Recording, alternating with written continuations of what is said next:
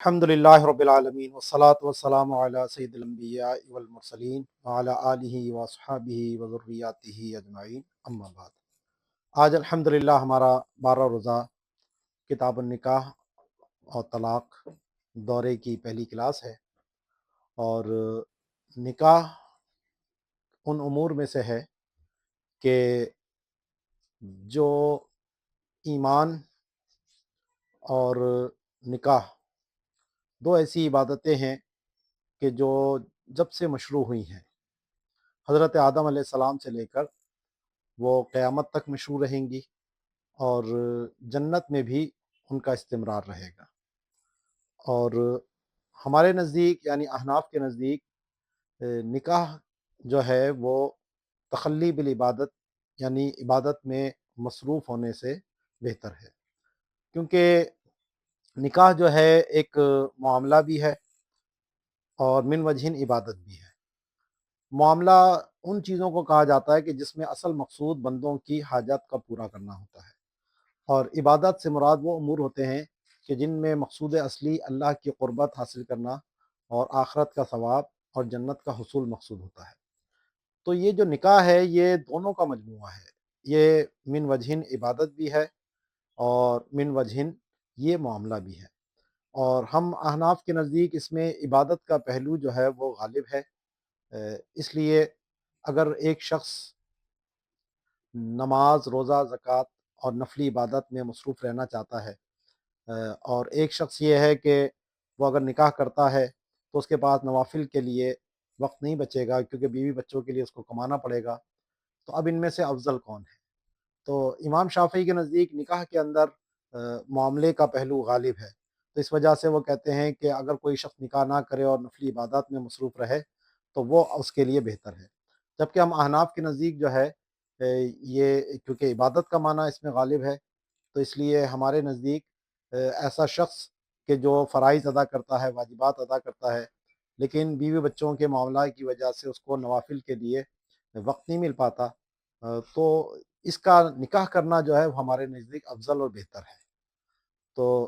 نکاح کی فضیلت کے اوپر بہت سی احادیث مبارکہ ہیں جس میں نکاح کی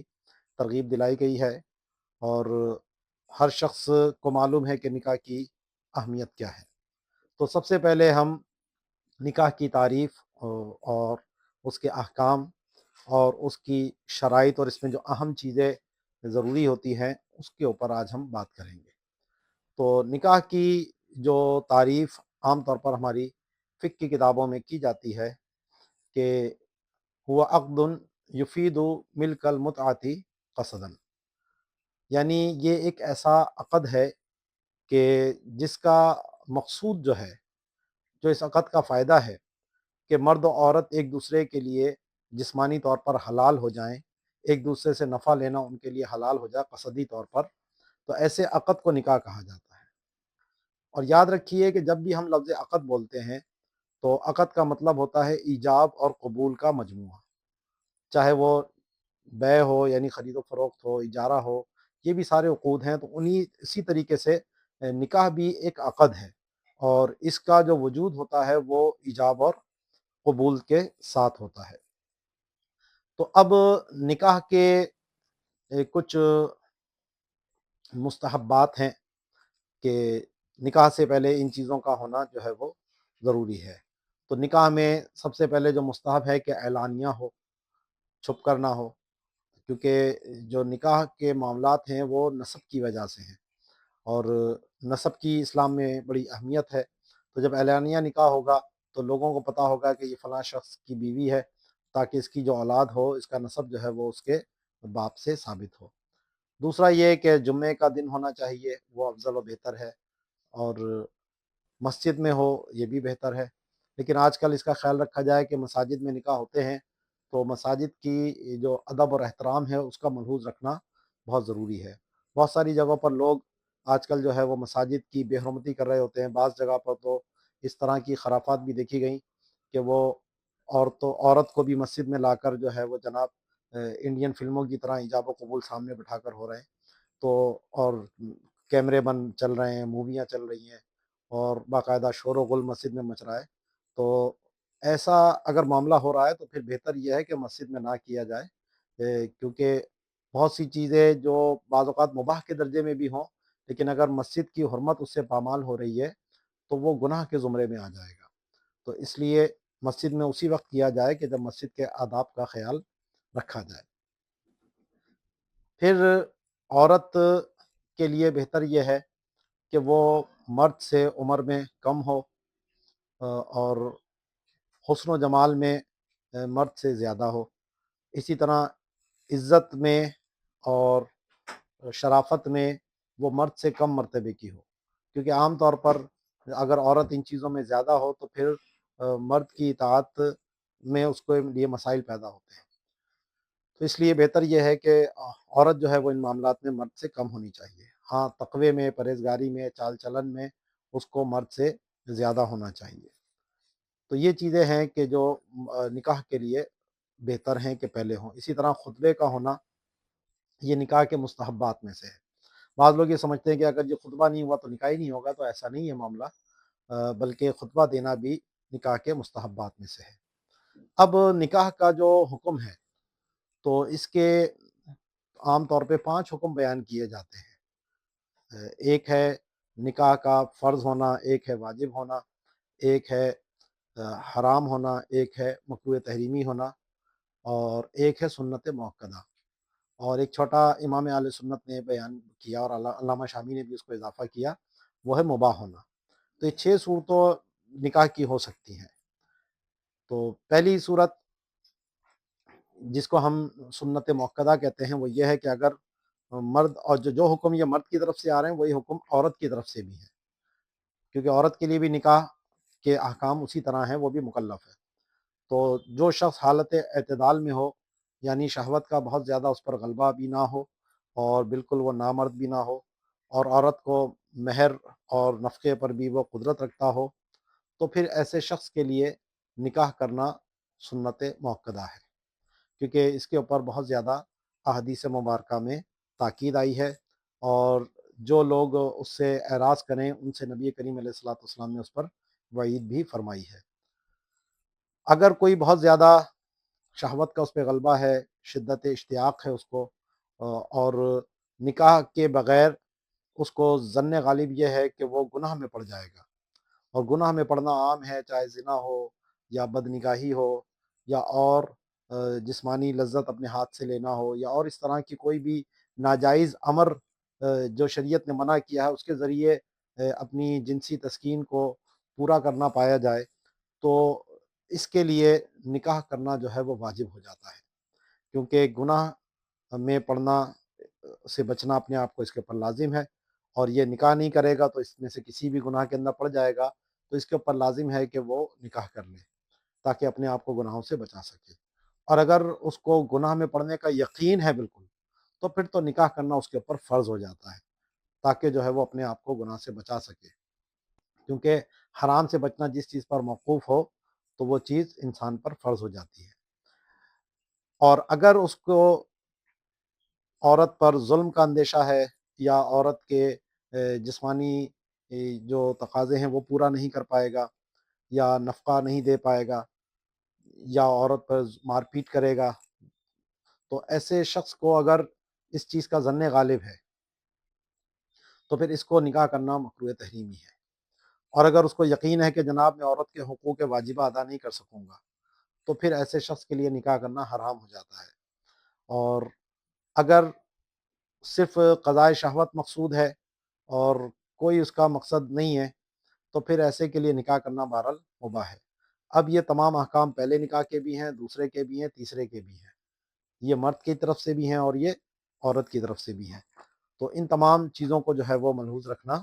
یہ ضروری ہے۔ اب نکاح کے بارے میں کچھ شرائط ہیں جن کا پایا جانا ضروری ہے۔ تو سب سے پہلے نکاح جو ہے وہ عاقل اور بالغ کا ہوگا۔ جو مجنون ہے تو اگر وہ نکاح کرے گا تو اس کا نکاح منعقد ہی نہیں ہوگا، اور اگر نابالغ خود اپنا نکاح کرتا ہے تو نابالغ کے جو تصرفات ہوتے ہیں وہ 3 طرح کے ہوتے ہیں۔ ایک وہ کہ جو نفع محض ہے، یعنی جس میں سے فائدہ ہی فائدہ ہے، نقصان کا کوئی پہلو نہیں ہے تو اس میں ولی کی اجازت کی ضرورت نہیں ہوتی، جیسا کہ تحفہ قبول کرنا۔ تو نابالغ کو اگر کسی نے تحفہ دیا اور اس نے لے لیا تو یہ تحفہ اس کی ملکیت میں آ جائے گا اور اس کو ولی سے پوچھنے کی اس میں ضرورت نہیں ہے، کیونکہ یہ اس کو فائدہ ہی فائدہ ہے۔ دوسرے وہ تصرفات ہوتے ہیں کہ جو محض نقصان کا پہلو رکھتے ہیں، اس میں کوئی فائدے کا پہلو نہیں ہے، جیسا کہ تحفہ دینا۔ تو نابالغ کا ایسا تصرف باطل ہوتا ہے اور ولی بھی اس کی اجازت دے تو بھی منعقد نہیں ہوتا۔ تیسرے وہ ہوتے ہیں کہ جس میں نفع کا پہلو بھی ہوتا ہے اور نقصان کا پہلو بھی ہوتا ہے، اس کو نفع نقصان کے مابین دائر کہتے ہیں۔ تو ایسے جو بھی معاملات ہیں وہ نابالغ اگر کرے گا تو وہ ولی کی اجازت پر موقوف ہوتے ہیں، کیونکہ اس میں نفع کا پہلو بھی ہے اور نقصان کا پہلو بھی ہے۔ تو نکاح بھی جو ہے وہ انہی امور میں سے ہے کہ اگر ایک طرف دیکھا جائے تو نکاح ہو رہا ہے تو بیوی ہاتھ میں آ رہی ہے، تو یہ فائدے کا پہلو ہے، لیکن اس کی وجہ سے مہر بھی دینا پڑے گا اور بیوی کا نفقہ بھی لازم آئے گا، تو اس وجہ سے اس میں یہ نقصان کا پہلو بھی ہے۔ تو نابالغ کا کیا ہوا نکاح جو ہے وہ ولی کی اجازت کے اوپر موقوف ہوتا ہے۔ اسی طرح عاقل مجنون کا میں نے آپ کو بتا دیا۔ تیسرا یہ ہے کہ گواہ جو ہیں، اگر مسلمان عورت سے نکاح ہو رہا ہے تو اس کے اوپر گواہوں کا ہونا بھی شرط ہے، اور مسلمان عورت سے نکاح ہے تو ان گواہوں کے لیے عاقل بھی ہوں، وہ بالغ بھی ہوں، اور وہ عادل ہونا اس میں ضروری نہیں ہے، لیکن مسلمان ہونا ان کا وہ ضروری ہوگا۔ اگر مسلمان کا کتابیہ سے نکاح ہو رہا ہے تو اس میں گواہ جو ہے وہ غیر مسلم بھی ہو سکتے ہیں، لیکن مسلمان کا جب مسلمان سے نکاح ہوگا تو اس میں جو ہے وہ گواہوں کا مسلمان ہونا وہ ضروری ہوگا۔ تو ان گواہوں کی جو وجہ ہے، اگرچہ یہ ایک عقد ہے لیکن یہ ایک عام عقد نہیں ہے، جیسا کہ میں نے پہلے اب آپ کو بتایا کہ اس میں عبادت کا پہلو بھی غالب ہے، تو اس وجہ سے دیگر اور عقود ہیں جیسے خرید و فروخت کرتے ہیں ہم، اس میں گواہ بنانا مستحب ہے، اور دیگر معاملات ہیں تو ان میں گواہ ہونا کوئی شرط نہیں ہے، لیکن نکاح کا معاملہ تھوڑا اہمیت والا ہے، یہ نسب کا معاملہ ہے، تو اس میں شریعت نے جو ہے وہ یہ گواہی کا ہونا یہ لازم قرار دیا ہے۔ تو بغیر گواہوں کے اگر ایجاب و قبول ہوتا ہے تو ایسا نکاح جو ہے وہ فاسد کہلاتا ہے، اور نکاح فاسد اور باطل میں کیا فرق ہے وہ انشاءاللہ آگے تفصیل سے اس کو بیان کروں گا میں۔ تو یہ نکاح منعقد نہیں ہوتا ہمارے نزدیک، اور گواہ کے لیے اب کیا کیا چیزیں ضروری ہیں، تو وہ یہ ہے کہ عاقل ہوں، بالغ ہوں، آزاد ہوں، اور ایک مرد ہوں، دو عورتیں ہوں یا دو مرد ہوں۔ صرف عورتوں کی گواہی سے نکاح نہیں ہو سکتا۔ اسی طرح اگر خنثی ہے، کوئی ہجڑے ہیں، تو ان کی گواہی سے بھی نکاح نہیں ہوگا جس کا مرد ہونا معلوم نہ ہو، اور اسی طریقے سے نابالغ بچے ہیں یا مجنون ہیں تو ان کی موجودگی سے بھی صرف نکاح نہیں ہوگا۔ تو گواہ سے مراد یہ ہے کہ وہ ایجاب و قبول کو سنیں۔ تو بعض اوقات ہمارے جو نکاح نامے کے اندر گواہ لکھے جاتے ہیں تو صرف وہی گواہ نہیں ہوتے، بلکہ جتنے بھی لوگ اس محفل میں موجود ہو کر اس ایجاب و قبول کو سنتے ہیں وہ سب کے سب جو ہے وہ گواہی مانے جاتے ہیں۔ اب وہ گواہ جو ہیں وہ خود عاقدین کی اولاد میں سے بھی ہو سکتے ہیں، اس کے لیے یہ نہیں کوئی اجنبی آدمی ہو، لیکن اگر اس نکاح کا انکار ہوتا ہے کوئی معاملہ تو پھر ان کے ذریعے جو ہے وہ نکاح کو ثابت نہیں کیا جا سکتا، کیونکہ جو اصول اور فروع ہیں ان کی گواہی ایک دوسرے کے حق میں قاضی قبول نہیں کرتا۔ سوتے ہوئے شخص کے سامنے بھی ایجاب و قبول اگر ہو تو وہ بھی گواہی نہیں ہوگی، کیونکہ گواہوں کا جاگنا بھی ضروری ہے اور اس کا سننا بھی ضروری ہے۔ تو اس لیے اگر دونوں گواہ بہرے ہیں یا ایک بہرا ہے اور اس نے سنا ہی نہیں ہے تو اس کی موجودگی سے بھی نکاح منعقد نہیں ہوگا۔ ہاں، اگر گونگا ہے تو عام طور پر گونگے بہرے بھی ہوتے ہیں، تو پھر تو وہ بہرے والا مسئلہ چلا گیا، لیکن اگر صرف کوئی گونگا ہے لیکن سن سکتا ہے تو اس کی موجودگی میں بہرحال نکاح ہو جائے گا۔ اور اگر دونوں میاں بیوی بھی گونگے ہیں، بعض اوقات گونگوں کا بھی نکاح ہو رہا ہوتا ہے، تو ان کے جو گواہ ہیں کیونکہ ان کا نکاح اشارے سے ہوتا ہے تو وہ گونگے بہرے گواہ جو ہے وہ اس کے اندر ہو سکتے ہیں۔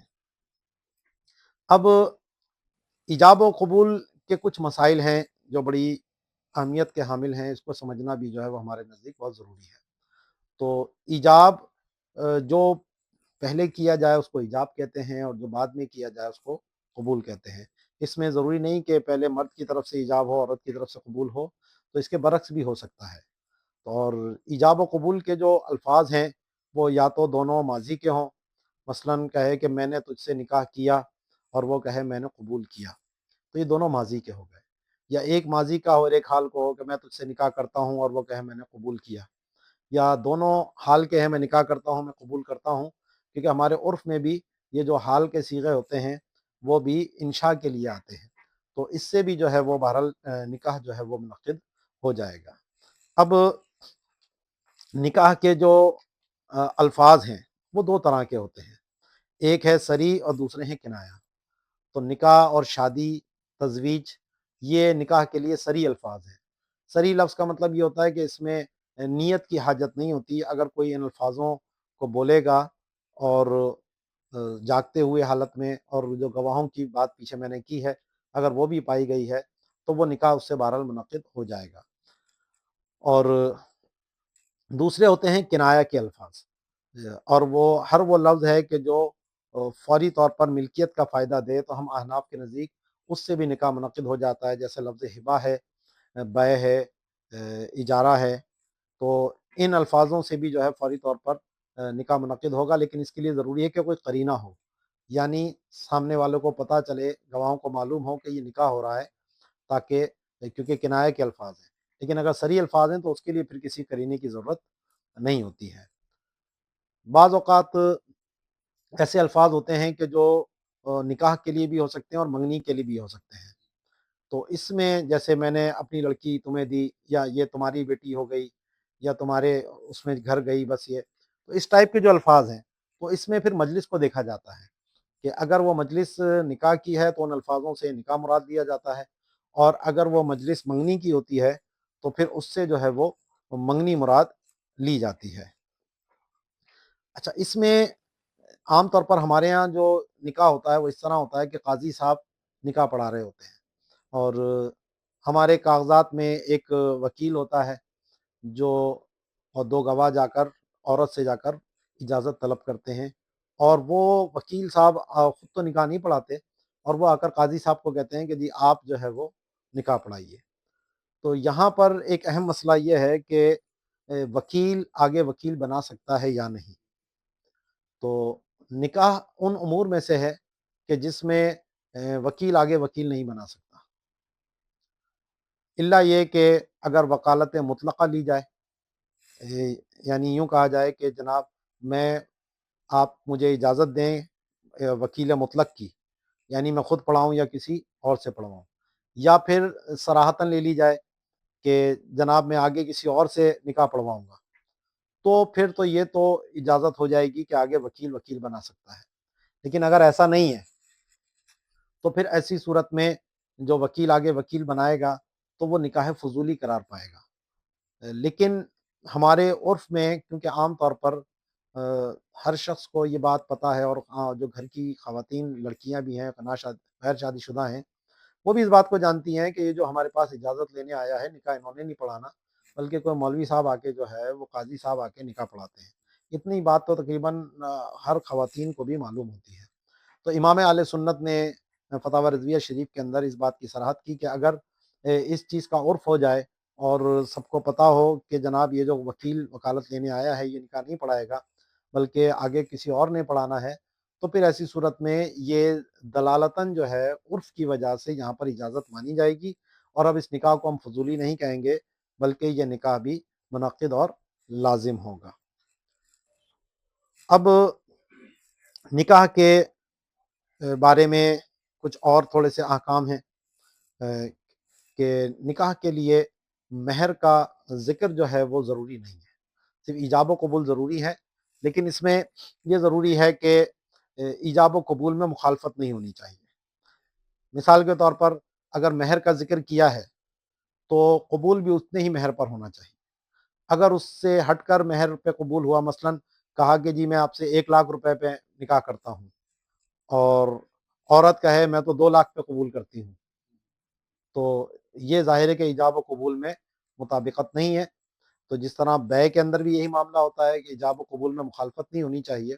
تو یہاں پر بھی یہ ضروری ہے کہ ایجاب و قبول میں موافقت ہو۔ اسی طرح ایک مجلس کے اندر ہونا یہ بھی ضروری ہے. اگر مجلس تبدیل ہو جائے تو بھی ایجاب و قبول جو ہے وہ درست قرار نہیں پاتے. آج کل یہ ایک اہم مسئلہ ہے آن لائن نکاح کا، کیونکہ اگر لڑکا کہیں ہے اور لڑکی دوسرے شہر میں ہو تو ان کے نکاح کی کیا صورت بنے گی، کیونکہ عام طور پر یہاں پر یہ مجلس ایک مانی گئی ہے یا نہیں. تو عام طور پر اتحاد مجلس کے لیے اتحاد مکان ضروری نہیں ہوتا. بیع و شراء کے اندر ایک جگہ بندہ موجود ہے، دوسری جگہ کوئی اور موجود ہے، تو وہ بیع ہو جاتی ہے، کیونکہ اتحاد مکان شرط نہیں ہے، اتحاد مجلس شرط ہوتی ہے. لیکن نکاح کے باب کے اندر کیونکہ یہ ایک اہم عقد ہے اور اس معاملے میں اتحاد مکان کی بھی جو ہے وہ ہمارے فقہا قید لگاتے ہیں کہ دونوں ایک ہی جگہ پر موجود ہوں یا ان کا کوئی نمائندہ موجود ہو جو اس کی طرف سے ایجاب یا قبول کرے. تو اس لیے آج کل جیسے آن لائن ہم یہ اس وقت پڑھ رہے ہیں، تو اب آپ کا مکان الگ ہے، میرا مکان الگ ہے، لیکن ہماری مجلس بہرحال ایک ہے کہ میں پڑھا رہا ہوں اور آپ مجھ سے پڑھ رہے ہیں. تو اتحاد مکان ضروری نہیں ہے اتحاد مجلس کے لیے، یہ اس کی ایک آسان سی مثال ہے. اب اگر کوئی شخص مثلا باہر ملک ہے لڑکا یا لڑکی اور پاکستان میں بیٹھ کر جو ہے اس سے نکاح ہونا چاہتا ہے، تو اس کی ایک آسان ترین صورت یہ ہے کہ وہ آن لائن ہی کسی کو اپنا وکیل بنا دے. جس جگہ پر نکاح ہونا ہے، اب یا تو جو باہر ہے وہ یہاں پر کسی کو اپنا وکیل بنا دے، یا جو پاکستان میں موجود ہے وہ وہاں پر کسی کو اپنا وکیل بنا دے اور وہ وکیل اس کی طرف سے وہاں پر ایجاب یا قبول کر لے، تو وہ نکاح منعقد ہو جائے گا. اور پھر بھلے آن لائن دیکھ بھی رہے ہوں تو اس میں کوئی حرج کی بات نہیں ہے.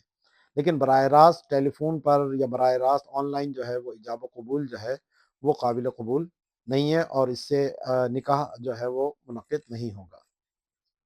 دوسری مجلس میں اگر ہے تو اس میں ایک صورت خط کے ذریعے نکاح کی بھی ہے کہ جو دوسرے شہر میں موجود ہو تو وہ خط کے ذریعے ایجاب کر دے، اور جب وہ دوسرے فریق کے پاس وہ خط پہنچے تو یا تو وہ گواہوں کی موجودگی میں وہ خط پڑھ کے سنا دے، یا اس خط کے اندر جو مضمون ہے وہ مضمون جو ہے وہ بیان کر دے، جی فلاں بن فلاں نے مجھے خط لکھا ہے اور اس میں اس نے مجھ سے نکاح کا ایجاب کیا ہے، اور آپ لوگ گواہ ہو جائیں کہ میں اس کو قبول کرتا ہوں یا قبول کرتی ہوں. تو اس صورت میں بھی جو ہے وہ نکاح منعقد ہو جائے گا، کیونکہ یہ ایجاب اور قبول جو اس بندے نے پڑھ کے سنایا تو یہ دونوں کی مجلس بھی ایک ہو گئی اور دونوں گواہوں نے اس کو سن بھی لیا ہے.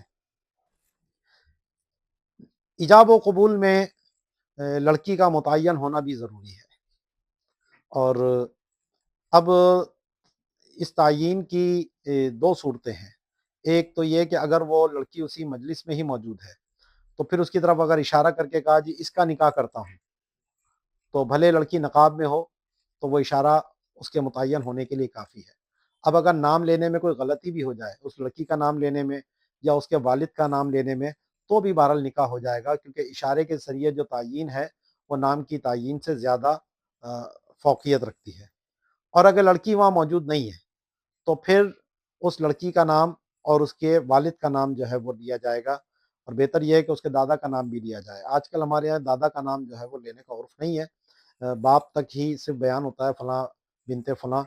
تو اسی پر ہی ہمارے یہاں اکتفا کیا جاتا ہے اور اسی سے ہمارے یہاں تعین کافی جب سمجھی جاتی ہے، تو اس لیے یہ بھی کافی ہے. اور اس میں اب اگر بالفرض باپ کا نام غلط لے لیا گیا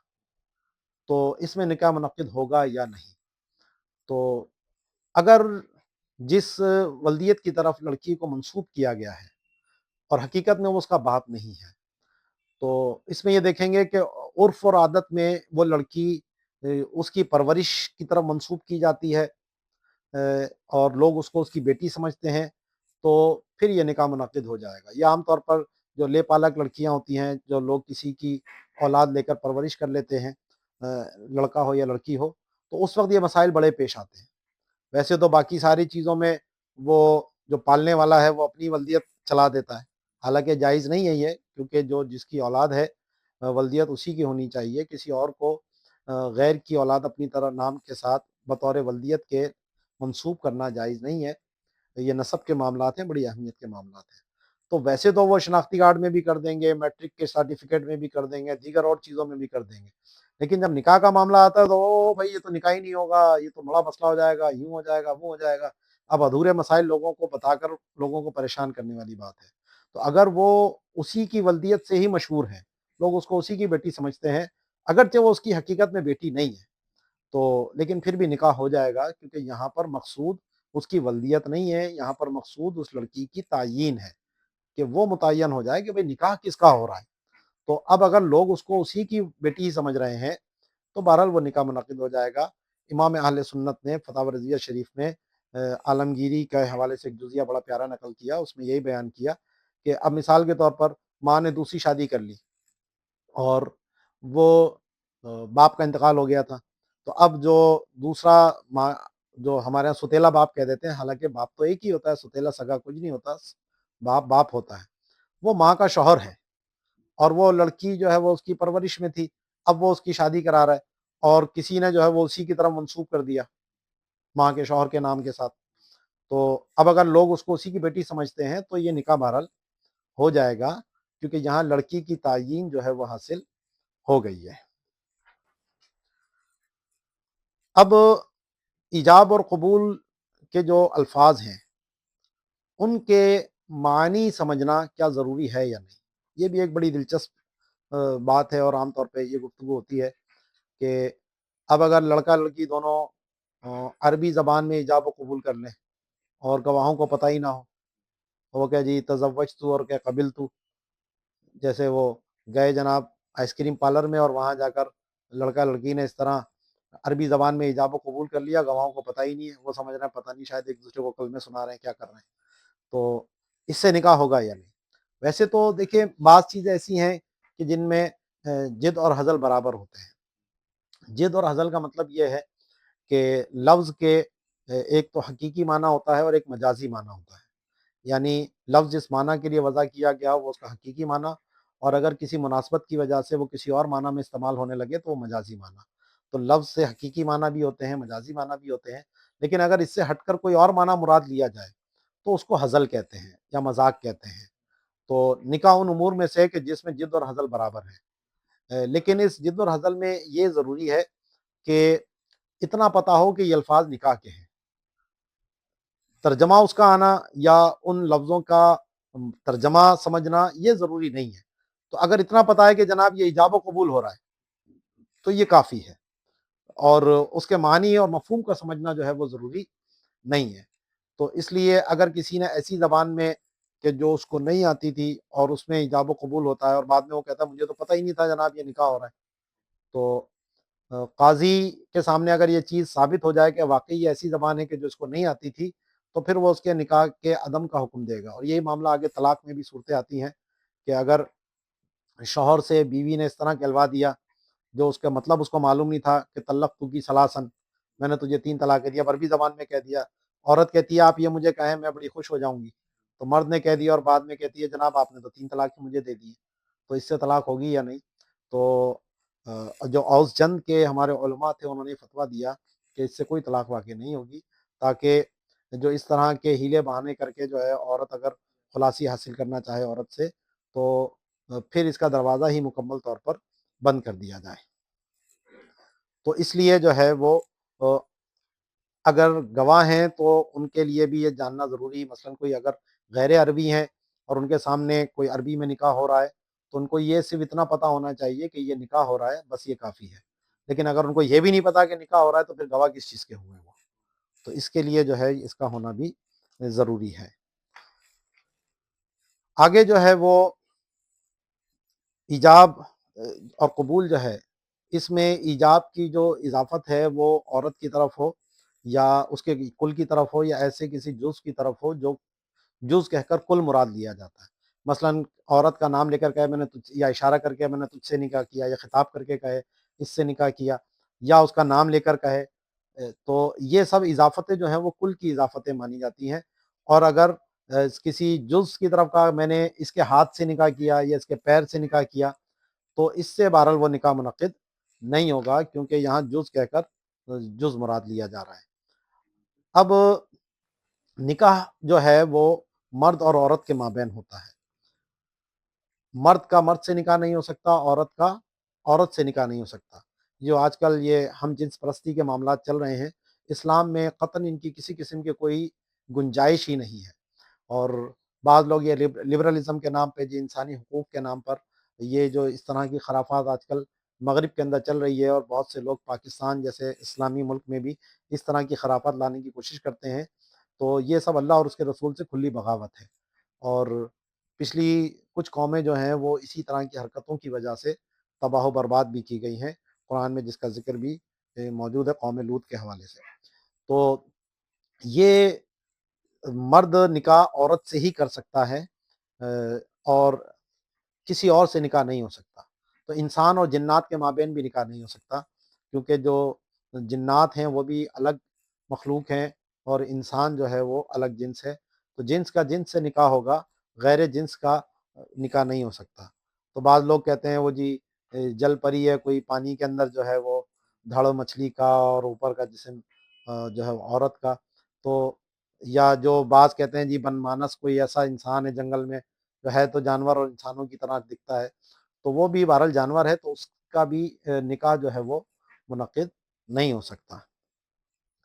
اور عورت اگر خنثی مشکل ہے تو اس کا بھی نکاح جو ہے وہ منعقد نہیں ہوگا۔ خنثی مشکل وہ کہ جس میں مرد اور عورت کی کوئی بھی علامت غالب نہ ہو، اس کا مرد ہونا یا عورت ہونا معلوم نہیں ہے، تو اس کا بھی نکاح نہیں ہوگا۔ یہ بھی آج کل بڑے مسائل آج کل جو ہے وہ LGBT کے حوالے سے بڑے چلتے ہیں۔ تو جب تک اس کا عورت ہونا یا مرد ہونا متحقق نہ ہو جائے تو اس وقت تک اس کا نکاح نہیں ہوگا۔ اگر مرد ہونا متحقق ہو گیا تو وہ عورت سے نکاح کر سکے گا، اور اگر اس کا عورت ہونا متحقق ہو گیا تو پھر وہ مرد سے نکاح کر سکے گی۔ اس کے بغیر جب تک معلوم نہیں ہے تو اس کا نکاح آپس میں نہیں ہو سکتا۔ اسی طرح جو محارم ہیں تو ان سے بھی نکاح جو ہے وہ ناجائز و حرام ہے، کیونکہ اس سے شریعت نے منع کیا ہے۔ اب جو محرمات ہیں یہ پورا ایک چیپٹر ہے کہ کن کن عورتوں سے نکاح جو ہے وہ حرام ہے۔ تو اس میں 9 قسم کے اسباب آتے ہیں کہ جس میں جن عورتوں سے نکاح کرنا حرام ہے وہ 9 وجوہات ہو سکتی ہیں۔ ان میں سے ایک ہے قرابت، رشتہ داری، نسب کا معاملہ۔ تو نسب کی وجہ سے جو عورتیں حرام ہوتی ہیں وہ 7 قسم کی عورتیں ہیں، جس میں ماں ہے، بیٹی ہے، بہن ہے، پھوپھی ہے، خالہ ہے، بھتیجی ہے اور بھانجی ہے۔ اس میں اگر میں آسان کر کے اس کو بیان کرنا چاہوں تو وہ اس طرح ہے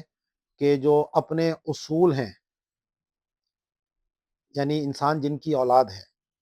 تو وہ سب عورتیں اس مرد کے اوپر حرام ہوتی ہیں۔ اور اسی طرح عورت جن مردوں کی اولاد ہے جو اس کے اصول ہیں، تو عورت کے اوپر وہ اصول حرام ہوتے ہیں۔ جیسے مرد ہے تو ماں، دادی، نانی، اوپر تک، یہ سب اس کے اصول کہلاتے ہیں کہ انسان ان کی اولاد ہے۔ اور ایسے ہی جو انسان کی فروع ہیں،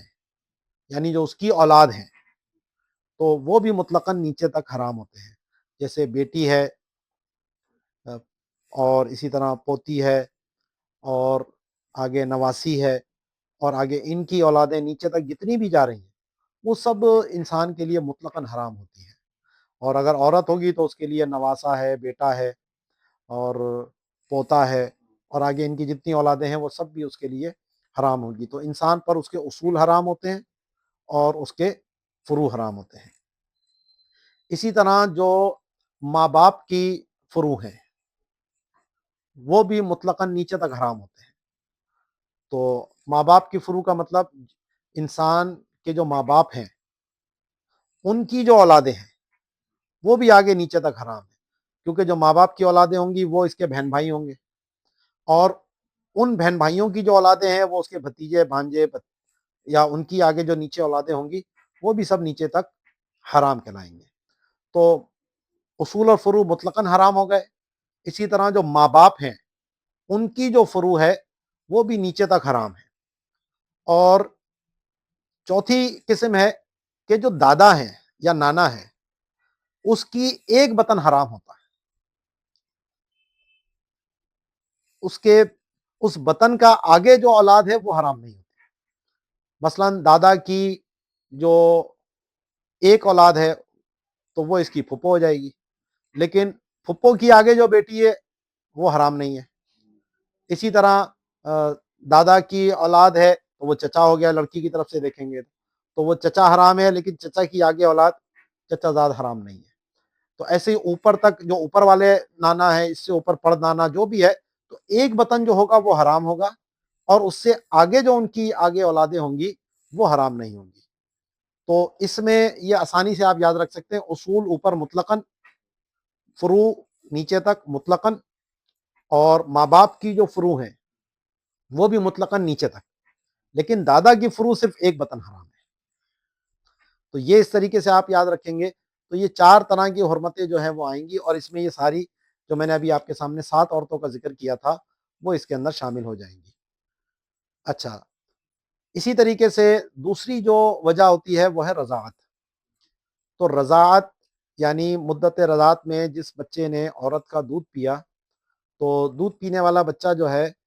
وہ اس عورت کا رضائی بیٹا بن جاتا ہے، اور اگر لڑکی ہے تو وہ اس کی رضائی بیٹی بن جائے گی، اور وہ عورت جو ہے وہ اس کی رضائی ماں ہے، اور اس عورت کے جو وجہ سے، جس مرد کی وجہ سے اس عورت کو دودھ اترا ہے، تو وہ اس کا رضائی باپ بن جائے گا۔ اور اس میں بھی حرمت کی وہی ساری صورتیں بنیں گی جو قرابت سے بنتی ہیں، کیونکہ رضاعت سے بھی وہی سارے رشتے حرام ہوتے ہیں جو قرابت سے حرام ہوتے ہیں۔ تو یہاں پر بھی اسی طریقے سے معاملہ ہوگا کہ جس بچی نے یا بچے نے عورت کا دودھ پیا تو یہ اس کے اصول کے اندر آ گئی، تو اب اس کے جتنے بھی اصول ہیں وہ اوپر تک اس کے لیے حرام ہو گئے۔ اسی طرح اس عورت کی جتنی بھی اولادیں ہیں اور اولادوں کی اولادیں ہیں وہ بھی سب جو ہے وہ اس کے لیے حرام ہو جائیں گے، اور اس کے اوپر کی جو بطن کا معاملہ ہوگا وہ ایک بطن جو ہے وہ دادا کا جو ہے وہ ایک بطن حرام ہوگا، اس سے نیچے پھر آگے ہر حرمت نہیں آئے گی۔ تو یہاں پر بھی وہی اصول، اوپر تک حرام، فروع نیچے تک حرام، اور جو ماں باپ کے فروع ہیں وہ بھی نیچے تک حرام، اور جو دادا نانا کی فروع ہے وہ ایک بطن حرمت آئے گی۔ تو جس طریقے سے قرابت کے اندر حرمت کا معاملہ تھا اسی طریقے سے رضاعت کے اندر بھی حرمت کا معاملہ ہے۔ تو دوسری وجہ جو حرمت کی ہوتی ہے وہ ہے رضاعت۔ تیسری جو وجہ ہے حرمت کی وہ ہے مصاہرت، سسرالی رشتہ۔ سسرالی رشتے میں 4 طرح کی عورتیں حرام ہوتی ہیں۔ ایک کہ جو اپنی منکوحہ ہے اور اس سے اگر رخصتی بھی ہو چکی ہے، تو اگر صرف نکاح ہوا ہے تو جیسے ہی نکاح ہو تو منکوحہ کی جو اصول ہیں وہ اوپر تک حرام ہو جاتے ہیں۔ یعنی جو ساس ہے انسان کی، بیوی کی جو ماں ہے، وہ جیسے ہی ایجاب اور قبول ہوتا ہے، نکاح ہوتا ہے، چاہے رخصتی ہو یا نہ ہو، اس سے نکاح ہمیشہ کے لیے حرام ہو جاتا ہے۔ اور اگر عورت سے رخصتی ہو چکی ہو تو پھر اس کی جو اولادیں اگر کسی اور مرد سے ہیں تو وہ فروع بھی جو ہے وہ پھر مطلقاً جو ہے وہ حرام ہو جائیں گی۔ تو اس کے اندر جو ہے وہ رخصتی کی شرط ہے، یعنی عورت سے جو ہے وہ جسمانی تعلق جو ہے وہ قائم ہو چکا ہو۔ تو اپنی منکوحہ کے اصول اور اپنی منکوحہ اور موتوعہ کے فروع، یہ 2 حرام ہو گئی۔ تو مرد کے اوپر عورت کے یہ حرام ہوں گے، اور عورت کے اوپر مرد کے حرام ہوں گے۔ اور اسی طرح اپنی اصول کی جو منکوحہ یا موتوعہ ہے تو وہ بھی آپ پر حرام ہے، یعنی میرے والد یا میرے دادا یا میرے پردادا یا میرے نانا یا پرنانا، انہوں نے جن عورتوں سے نکاح کیا تو وہ بھی میرے اوپر حرام ہوں گے۔ ٹھیک ہے، تو جو انسان کے اصول کی منکوحہ ہیں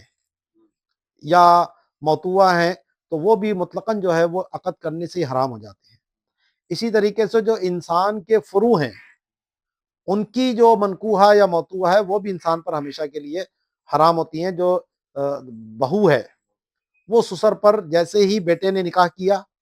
تو نکاح کرتے ہی وہ جو ہے وہ سسر کے اوپر ہمیشہ کے لیے حرام ہو جاتی ہے۔ تو یہ مصاہرت کے رشتے کہلاتے ہیں، یعنی سسرالی رشتے۔ تو یہ 4 طرح کے ہو گئے، اپنی منکوحہ کے اصول اور فروع، ٹھیک ہے، یہ 2 ہو گئے، اور اسی طرح اپنے اصول کی منکوحہ موتوعہ اور اپنے فروع کی منکوحہ موتوعہ. تو یہ 4 طرح کی جو حرمتیں ہیں یہ مصاہرت کی وجہ سے کہلاتی ہیں. چوتھی جو وجہ ہے وہ ہے جمع بین الاختین، یعنی دو ایسی عورتوں کو ایک وقت میں نکاح کرنا کہ ان میں سے اگر ہر ایک کو مرد تصور کیا جائے تو وہ دوسری اس کے اوپر حرام ہو جائے. تو ایسی عورتوں کو بیک وقت نکاح میں جمع نہیں کیا جا سکتا. جیسے 2 سگی بہنیں ہیں، تو اب ان بہنوں میں سے اگر آپ ایک کو مرد تصور کریں تو بھائی پر بہن حرام ہے، اور اس کو اگر مرد تصور کریں تو اس کے اوپر یہ حرام ہے. تو قرآن میں ان تجمعوا بین الاختین کا بھی ذکر ہے. تو وہاں مراد جن میں آپس میں قرابت داری ایسی ہے وہ دو قسم کی عورتوں کو جمع کرنا حرام مراد ہے. تو جیسے خالہ بھانجی ہے، تو اگر خالہ نکاح میں ہے تو جب تک یہ نکاح میں ہے یا عدت میں بھی ہے تو اس کی بھانجی سے نکاح نہیں ہو سکتا. اسی طرح پھوپھو بھتیجی ہے، تو جب تک پھوپھو نکاح میں ہے یا اس کی عدت میں بھی ہے تو بھی اس کی بھتیجی سے نکاح نہیں ہو سکتا. اب اس میں چاہے خالہ نکاح میں ہو یا بھتیجی یا بھانجی نکاح میں ہو، یعنی چھوٹی ہو یا بڑی ہو، اس سے کوئی فرق نہیں پڑتا. تو یہ دو ایک دوسرے کی سوتنیں نہیں بن سکتی. وجہ اس کی یہ ہے کہ عام طور پر جو اس کی عقلی وجہ ہے وہ بتا رہا ہوں کہ عام طور پر جو سوتنیں ہوتی ہیں وہ ایک دوسرے کو نقصان پہنچانے کی کوشش کرتی ہیں. اسی لیے عربی میں سوتن کو درہ کہا جاتا ہے، یعنی نقصان دینے والی. اور عورت ہر چیز پہ کمپرومائز کرتی ہے لیکن شوہر کے اوپر شراکت داری اس کو برداشت نہیں ہوتی.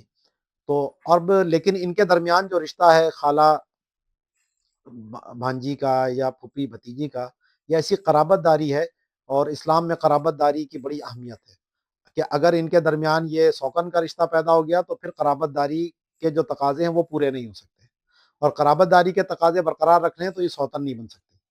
تو اس لیے اللہ نے اس طرح کا رشتے کو ہی منع کر دیا ہے کہ یہ آپس میں ایک وقت میں نکاح میں جمع نہیں ہو سکتی. ہاں اگر جیسے خالہ نکاح میں تھی اور خالو تھا لڑکی کا اور خالہ کا انتقال ہو جاتا ہے تو وہ پھر اس کی بھانجی سے نکاح کر سکتا ہے، کیونکہ اب یہاں جو وجہ تھی ممانت ایک ساتھ جمع ہونا وہ یہاں پر موجود نہیں ہے. تو یہ چوتھی وجہ ہو گئی. پانچویں وجہ ہے شرک. مشرکہ سے نکاح جائز نہیں ہے. مسلمان مرد صرف مسلمان عورت سے نکاح کر سکتا ہے یا کتابیہ سے نکاح کر سکتا ہے. کتابیہ کے احکام انشاءاللہ آگے میں بیان کرتا ہوں. اور مسلمان عورت صرف مسلمان مرد سے نکاح کر سکتی ہے. اس کے لیے مسلمان مرد کے علاوہ کسی سے بھی نکاح کرنا وہ جائز نہیں ہے. تو ہندوستان میں آج کل یہ بہت جو ہے نا وہ فیشن ہے جناب کہ مسلمان جو ہے وہ معاذ اللہ ہندو عورتوں سے شادیاں کر رہے ہیں. خاص طور پہ یہ فلمی جو ایکٹر ہیں ان میں یہ بڑے مسائل ہیں، اور آج کل یہ بڑے سوشل میڈیا پہ بھی اس طرح کی چیزیں آ رہی ہوتی ہیں. تو جو مسلمان ہے اور مسلمان اللہ کا بندہ ہے تو اسلام کا معنی ہی سر جھکانا ہے. تو صرف عبادات کا نام نہیں ہے اسلام، بلکہ اس میں معاملات بھی ہیں. تو اللہ نے، اور یہ اسلام ایک مکمل دین ہے، تو اس نے یہ بھی ہمیں بتایا ہے کہ کس سے نکاح ہو سکتا ہے اور کس سے نکاح نہیں ہو سکتا. تو مسلمان مرد صرف مسلمان عورت سے نکاح کرے گا، یہ کتابیہ سے کرے گا. اور مسلمان عورت جو ہے وہ صرف مسلمان مرد سے نکاح کر سکتی ہے، اس کے لیے کسی اور سے نکاح کی کوئی گنجائش نہیں ہے. تو باقی اب جو کفار ہیں یا غیر مسلم ہیں تو ان کی 2 قسمیں بنتی ہیں. ایک کتابی کہلاتے ہیں، دوسرے جو ہیں وہ نان مسلم جو کتابی نہ ہو. تو کتابیوں میں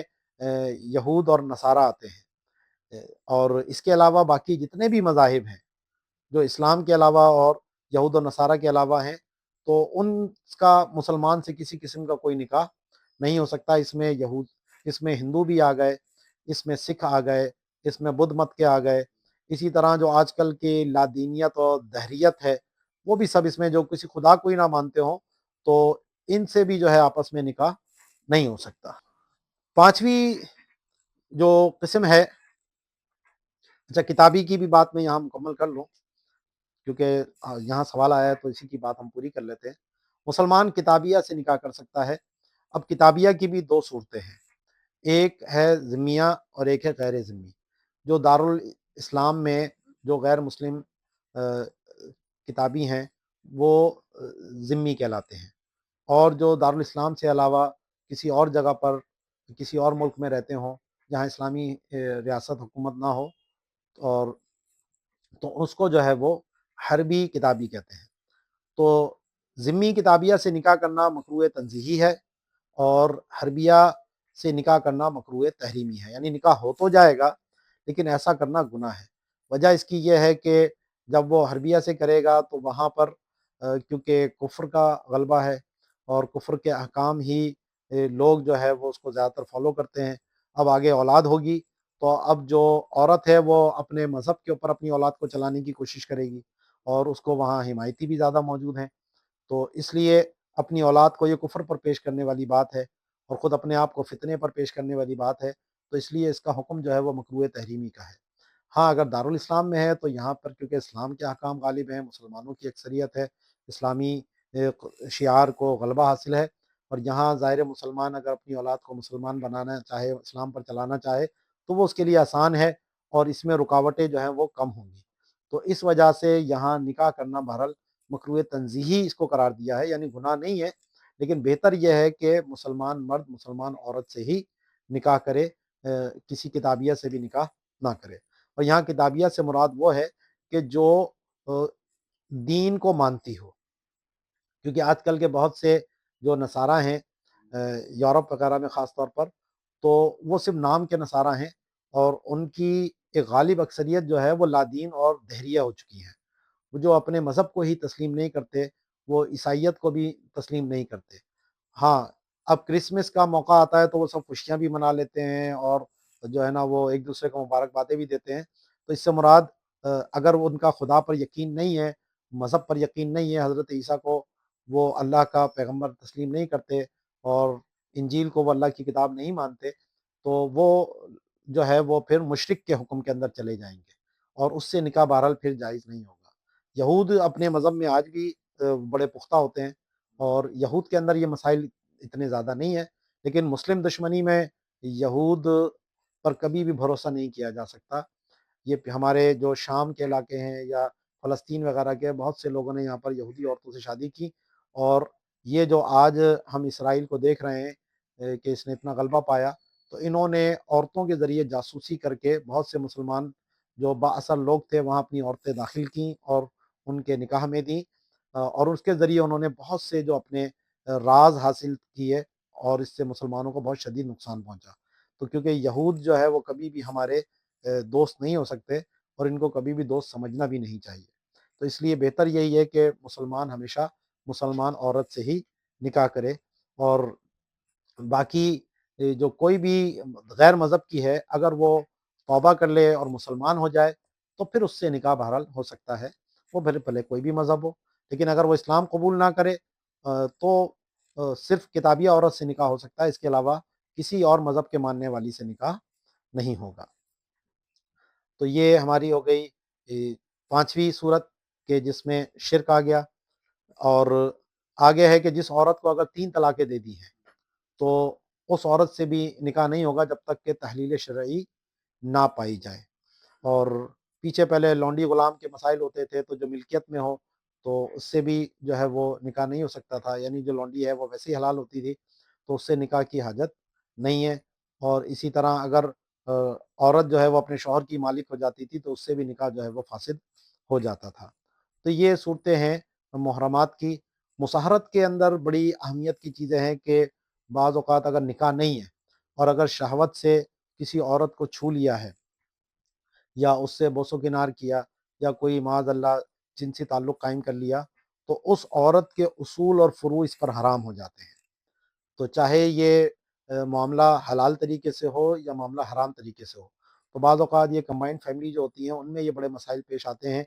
کہ سسر نے معاذ اللہ اپنی بہو کے ساتھ غلط ارادے سے اس کو چھو لیا، یا غلط ارادے سے اس کے ساتھ جو ہے نا وہ بوس و کنار وغیرہ کیا، تو اس سے جو ہے وہ بہو جو ہے وہ بیٹے پر ہمیشہ کے لیے حرام ہو جاتی ہے، کیونکہ جو مساہرت کی حرمت ہے وہ قرابت کی حرمت کی طرح دائمی ہے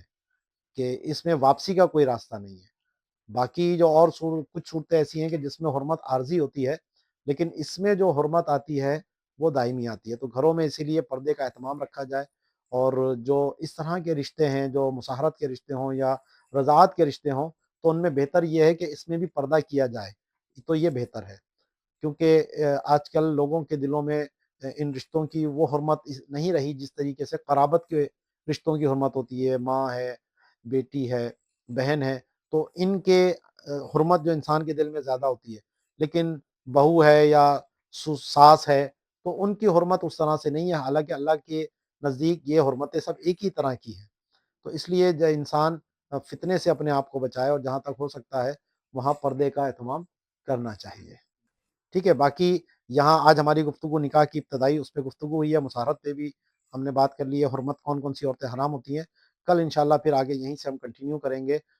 ولی کے حوالے سے، اور کفو کی کیا بحثیں ہیں، اور اگر کوئی لڑکی اپنی مرضی سے نکاح کہیں کرنا چاہے تو اس کی کیا حدود و قیود ہیں، یہاں سے ہم اس کو آگے انشاءاللہ کل کنٹینیو کریں گے۔